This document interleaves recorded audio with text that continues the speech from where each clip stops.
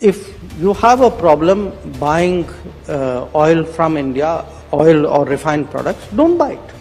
Nobody forced you to buy it. I mean, but Europe buys, America buys. So you don't like it, don't buy it. और जो मजे की बात ये थी कि वो अमेरिकन को लेक्चर करते रहे हैं, अमेरिकी सेक्रेटरी ऑफ स्टेट को लेक्चर देते रहे हैं। तो उन्होंने कहा कि जो गुड पार्टनर्स होते हैं वो चॉइसेस देते हैं और जो स्मार्ट पार्टनर्स होते हैं वो उनमें से कुछ चॉइसेस को अडॉप्ट कर लेते हैं। इट मीन्स कि अगर अमेरिका हमें चॉइसेस दे रहा है और हम अपनी मर्जी से कुछ उनमें से ले लेते हैं तो that is good. So good partners provide choices. Net फायदा। ये कहते हैं कि ये वाले जो डॉलर है ना जो तुम हमसे कमा रहे हो, इससे तुम रशिया का तेल नहीं खरीद सकते। तुम इससे रशिया, हमें तो ये लगता है ना कि साहब अगर आपने बोला कि साहब ये चश्मा है मेजर साहब, आप मुझे बेच दीजिए, मैंने आपसे पैसे पकड़ लिए, मैंने आपको चश्मा बेच दिया, आपने बोला कि ठीक है इस चश्मे के मैं आपको 500 रुपए दूंगा, मैंने आपको चश्मा दिया, आपने मुझे 500 रुपए दिया। अब उन 500 रुपए का आप तो मुझे ये नहीं बोल सकते ना कि मेजर साहब ये 500 रुपए आप इधर मत खर्च करो, इधर मत खर्च करो। लेकिन यही अब अमेरिका कह रहा है। तो also see India as a competition, not as a threat but as a competition, कि ये आगे जाकर भारत ही है जो इनके साथ कॉम्पीट कर सकता है या इनको थोड़ा सा मुकाबला दे सकता है as far as economy is concern. इनको मिलिटरीली इनको नहीं मालूम कि इनकी मिलिट्री कैसी है कैसा नहीं है, they have absolutely no clue. बस हाँ, मैं पहले बोला आपको, चाइनीज को जो भाषा है वो पैसे की वो बहुत अच्छी तरह से समझ आती है। तो दे अंडरस्टैंड कि भाई आगे जाकर भारत के साथ मिलकर अगर काम किया जाएगा, हम इनके पास हार्डवेयर है तो हमारे पास सॉफ्टवेयर है, अगर ये दोनों इकट्ठे हो जाते हैं, this is what people in the industry and common people they understand. ये दोनों इकट्ठे हो गए, दुनिया को हम अपनी उंगलियों पे नचा सकते हैं। I really want to share, and I think Pakistan is out of the game, and how India is playing the game. If you are not at the table, you are on the menu. It means कि अगर आप table पे बैठ के खाना नहीं खा रहे तो यकीनन आपका ही खाना खाया जा रहा होगा।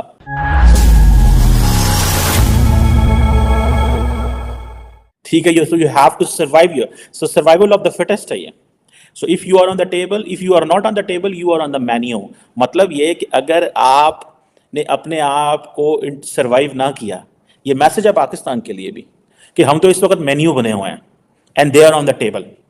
जो अगर सही बात देखी जाए इस खित्ते में, अगर हम जो कोई हम हैं मेन्यू में हैं, हम किस चीज़ में हमें तो दुनिया खा रही है इस सेंस में कि हम कहते हैं कि हमें यहाँ से भी टांग मार रहे हैं, वहाँ से बाजू मार रहे हैं, वो धक्का दे रहे हैं, वो हमें ये कर रहे हैं, हमारा दुश्मन की साजिश हो गई, फलां हो गई, फलां हो गई। So India is on the table with the Americans, they are talking of everything and Pakistan is in the menu, not in terms of India. America ने पाकिस्तान को मेन्यू में रखा, हमने खुद अपने आप को मेन्यू में रखा हुआ है, हम खुद अपनी जो चॉइसेस हैं उनको ख़त्म हमने कर दिया है। सो ये चीज़ें what I have seen is कि वो जो, और फिर उसके बाद जो ये जो बात थी ना कि इफ़ द गुड पार्टनर्स जो चॉइसेस देते हैं और स्मार्ट पार्टनर्स जो हैं वो ले लेते हैं, और उन्होंने कहा है कि this is what he told Antony Blinken and that was very wise of doctor Jaishankar. उसने कहा कि मेरे पास अगर ज़्यादा चॉइसेस हैं तो इसका मतलब है मैं स्मार्ट हूँ, तो आपको मुझे तारीफ करनी चाहिए ना कि भाई देखो स्मार्ट प्लेयर है। एंड इंडिया कहता है जी मल्टीपोलैरिटी की बात करेंगे हम, we don't want that they should be unipolarity, we don't want कि जी दो मुल्क जो है वो अपनी मर्जी से चीज़ें कर रहे हो, we don't like this. So I think that's how Dr. Jaishankar is defining international politics, where he's projecting, you know, what is foreign policy. When I was studying foreign policy, when I was teaching foreign policy, it's basically you have to maximize your national interest in the international anarchic environment. आपके इर्द गिर्द anarchic environment है, you have to maximise your interest. आपने अपने interest को maximise करना है, आपने अपनी ऑप्शंस को एक्सप्लोर करना है। नहीं तो विदेश मंत्री डॉक्टर जयशंकर का बयान आप खुद सुन लीजिए, किस कॉन्फिडेंस के साथ जयशंकर ने पश्चिमी देशों को भारत का मैसेज दिया है। बयान वाकई सुनने लायक है। It's funny you have people who work for a pro-business American administration accusing other people of doing business. Okay, that's really curious. But here's the point: if you have a problem buying oil from India, oil or refined products, don't buy it. Nobody forced you to buy it. I mean, but Europe buys, America buys. दोस्तों किस तरीके से, देखिए Donald Trump ने, मुझे ऐसा लगता है दुनिया का सबसे बड़ा मार्केट अमेरिका है इन डॉलर टर्म्स, इसमें कोई डाउट नहीं है, लेकिन मुझे लगता है कि कहीं ना कहीं डोनाल्ड ट्रंप ने इसको अपने आप को ओवर रीच कर लिया है। उसको ऐसा लगता है कि इस मार्केट को दिखा के मैं दुनिया में कुछ भी कर सकता हूं, आई कैन डू एनीथिंग। मैं कुछ भी कर सकता हूं। जो देश इसके सामने झुक रहे हैं वो बार बार इसको विश्वास दिला रहे हैं कि यार तुम तो कुछ भी कर सकते हो, तुम तो भगवान हो, तुम तो खुदा हो, तुम जो चाहे वो तुम कर सकते हो। यहां पे पीटर नवारो जो हेंचमैन है डोनाल्ड ट्रंप का एक किस्म से, उसका यह कहना है कि साहब US will decide how India uses it's trade dollars. US decide करेगा, यूएस बताएगा। और जैसे उदाहरण के लिए दोस्तों, अमेरिका कहता है, और मैं कई बार डिस्कस कर चुका हूं द चाणक्य डायलॉग्स में, अमेरिका चाहता है कि भारत अमेरिका से फाइटर प्लेन खरीदे।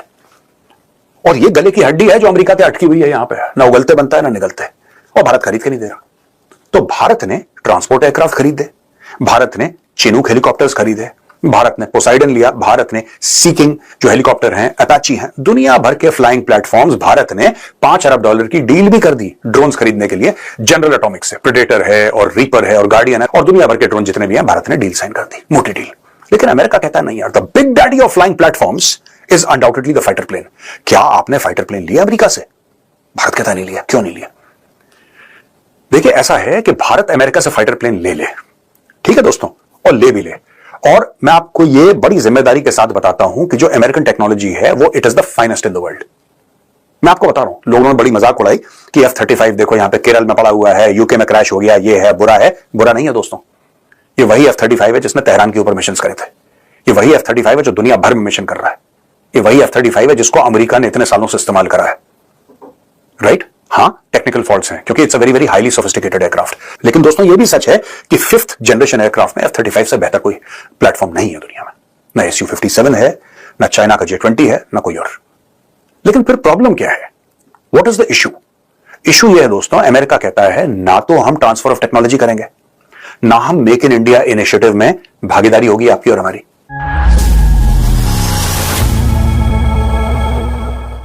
दोस्तों, हाल ही में विदेश मंत्री डॉ.एस. जयशंकर ने अमेरिका और पश्चिमी देशों को एक स्पष्ट और कड़े संदेश में यह याद दिला दिया कि भारत अपने राष्ट्रीय हितों से समझौता नहीं करेगा, खासकर ऊर्जा सुरक्षा के मामले में।